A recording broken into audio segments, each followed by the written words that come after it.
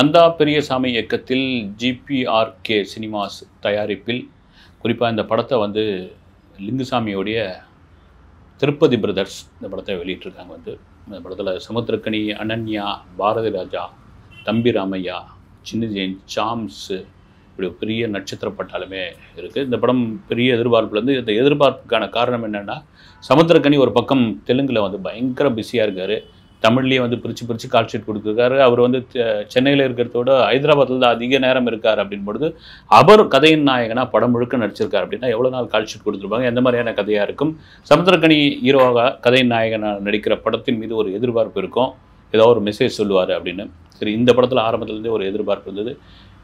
திருமாணிக்கம் என்ன மாதிரியான ஒரு விஷயத்தை சொல்லியிருக்கு அப்படின்பொழுது, குமுளியில் கேரளா தமிழக எல்லை இருக்கிற குமுளியில் வந்து அந்த குமுளி கேரளாக்குள்ளே இருக்கிற அந்த பகுதியில் ஒரு லாட்டர் சீட்டு கடை வைத்திருக்கிறாரு மாணிக்கம்ன்ற அந்த சமுத்திரக்கனி. அவருக்கு வந்து மனைவி அனன்யா, 2 பெண் பிள்ளைகள். ஒரு பெண் பிள்ளைக்கு வந்து பேச வராது. இவருக்கு வந்து பார்த்திங்கன்னா பெரிய வருமானம் ஒன்றும் கிடையாது. அதே சமயத்தில் அவர் லாட்டர் சீட் வச்சுக்கிற அந்த கடையை வந்து காலி பண்ண சொல்கிறாங்க. வேறு ஒரு கடைக்கு போகணும்னா மனைவியோடைய தாலியை விற்று தான் அட்வான்ஸ் கொடுக்கக்கூடிய ஒரு நிலைமையில் இருக்கார். இப்படியா அவருடைய வாழ்க்கை போய்கிட்டே இருக்குது. அப்புறம் அவருக்கு ஒரு மச்சான், அந்த மச்சான் வந்து துபாய்க்கு போகணுன்னு ஒரு பெரிய கனவாக இருக்கார். ஒரு சாதாரண ஒரு குடும்பம் தான். அங்கே இருக்கிற அந்த மலையாளிகள், தமிழர்கள் எல்லாம் ஒரு அண்ணன் தம்பியாக இருக்கிற அந்த மார்க்கெட்டே அப்படி இருக்கும். அது நல்ல ஒரு சூப்பராக இதுவாக இருக்கிறது. ஒரு ஓணம் ஃபெஸ்டிவல் டைமில் பாரதி ராஜா ஒரு முதியவர் அப்படி வந்து அந்த கடத்தெருவில் வந்து உட்காந்துருப்பார், கும்பலி கடத்தெருவில். அது ஒரு ஃப்ளாஷ்பேக்கில் என்ன போகும்னா, அவர் வந்து தன் மகளை கட்டி கொடுத்துருப்பாரு.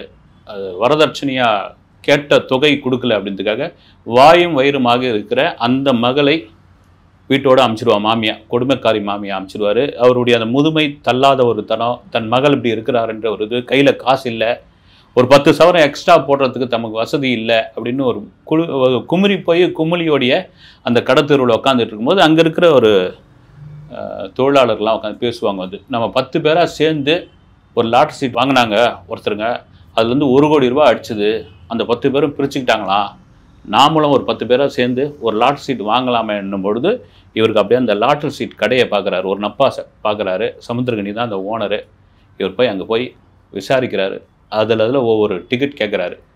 இதில் ஒரு டிக்கெட் கொடுங்க, அதில் ஒரு டிக்கெட் கொடுங்க. ஒவ்வொரு டிக்கெட்லேயும் ஒவ்வொரு பரிசு இருக்கும் பொழுது தனக்கு இந்த மாதிரியான பிரச்சனைகள் எல்லாம் சால்வ் ஆகும் அப்படின்னு பாரதி ராஜா கேட்டுக்கிட்டு இருக்கும்போது ஒவ்வொரு டிக்கெட்டாக எடுத்து வச்சு அவர் ஒரு கவரில் போட்டு 200 ரூபா கொடுங்க பெரியவர் அப்படின்பொழுது அவர் அந்த வேட்டியுடைய மடிப்பில் இருந்த காசை தொலைச்சிட்ருப்பார்.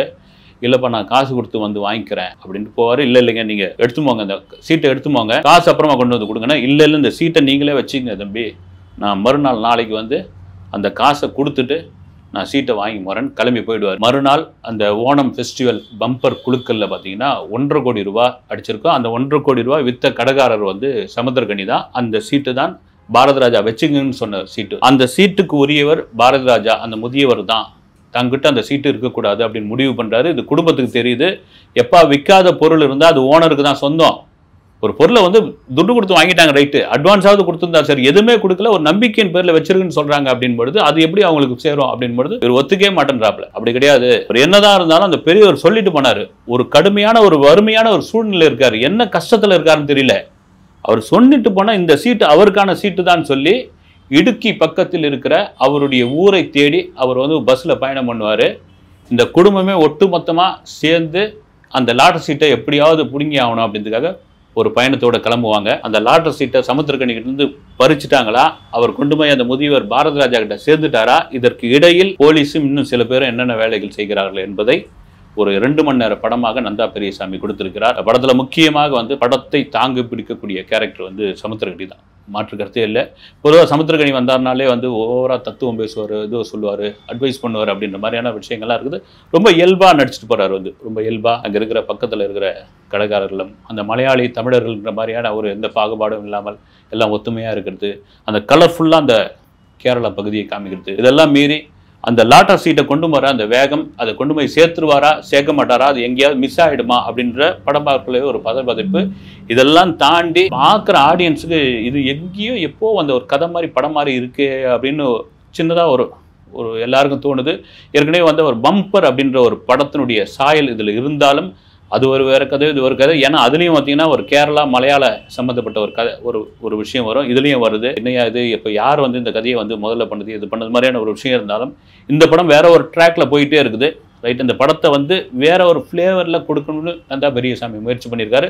ரொம்ப குறிப்பாக இந்த படத்தில் வந்து எல்லா கேரக்டரும் வந்து ஒரு வலுவான கேரக்டர். யாரும் மிகைப்படுத்தி நடிக்கலை, யாரும் அதுக்காக சோரம் போகிற மாதிரியும் இல்லை, எல்லாம் அளவோடு நடிச்சிருக்காங்க.